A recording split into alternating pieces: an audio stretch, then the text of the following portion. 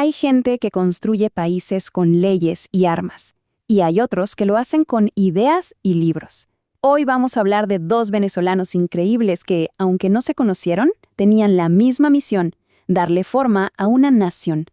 A ver, a simple vista, ¿qué podría tener en común un político del siglo XIX con un académico del siglo XX? Pues parecería que nada. Uno, un hombre de Estado en plena época de revoluciones. El otro, un exiliado, dedicado a organizar el conocimiento. Pero resulta que sí, que tienen algo en común, un título que los conecta. Y esa palabra es polímata. ¿Qué es eso? Pues una persona que sabe muchísimo, pero de un montón de cosas distintas, de campos que a veces ni siquiera tienen que ver entre sí. Y nuestros dos protagonistas, bueno, son el ejemplo perfecto de esto. Sus historias nos van a mostrar por qué esta habilidad es tan, pero tan importante. Ok, empecemos por el principio, con nuestra primera figura. Para entender cómo se construyó Venezuela en el siglo XIX, intelectualmente hablando, hay que conocer sí o sí a Fermín Toro. Imagínense nacer en medio de todo el caos de la independencia. Toro no tuvo una educación de escuela, de las formales. Pero ¿saben qué? Tenía un hambre de aprender que lo convirtió en un verdadero gigante intelectual. Todo por su cuenta. Básicamente un hombre del Renacimiento, pero en el trópico. Es que lo que define a Toro es justamente eso, la increíble variedad de sus talentos. O sea, no era solamente un político que debatía en el Congreso. No, era también un escritor pionero, un educador y hasta botánico y geólogo. Estudiaba la mismísima tierra que estaba ayudando a gobernar. Su vida, la verdad, fue un espejo del nacimiento de Venezuela. Con solo 25 años, ya estaba en el Congreso haciendo leyes. Después, como diplomático en Londres, vio con sus propios ojos la revolución industrial, el futuro. Y claro, su legado fue tan clave que hoy descansa en el Panteón Nacional, junto a los héroes del país.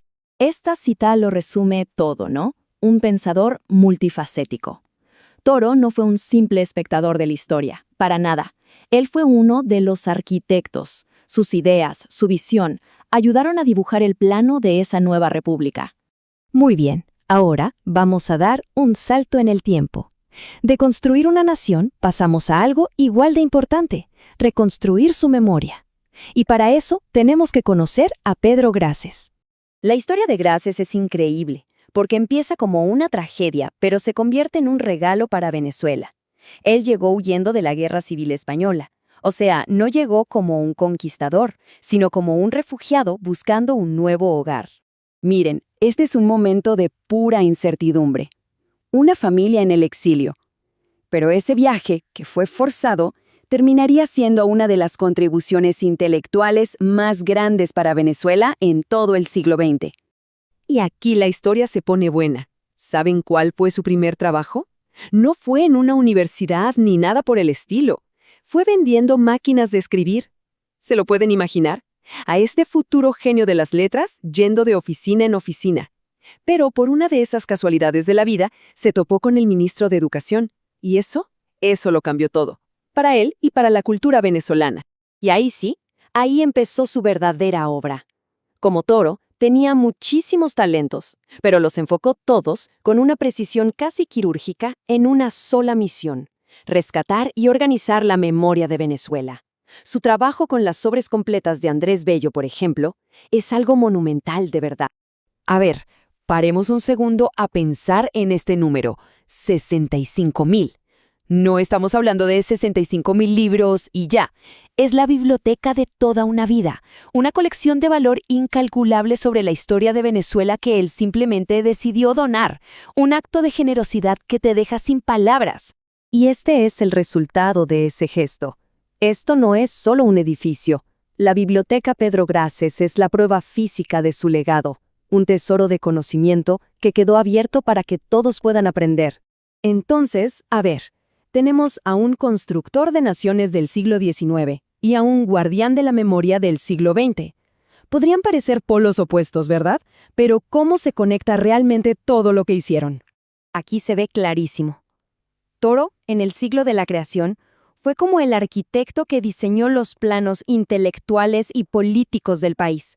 Y Grases, un siglo más tarde, fue como el arqueólogo, el curador, el que se aseguró de que esos planos, todos esos documentos, nunca se perdieran.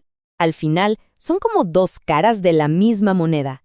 La moneda de la construcción de una nación.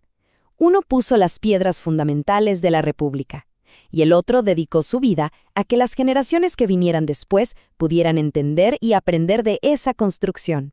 Y todo esto nos deja con una pregunta muy de nuestros días. En este mundo que parece valorar solo a los superespecialistas, las historias de Toro y Grases nos hacen pensar, ¿será que hemos perdido algo al dejar de lado esa visión amplia, esa capacidad de conectar ideas que tenía el polímata? La respuesta, quién sabe, pero podría definir nuestro futuro.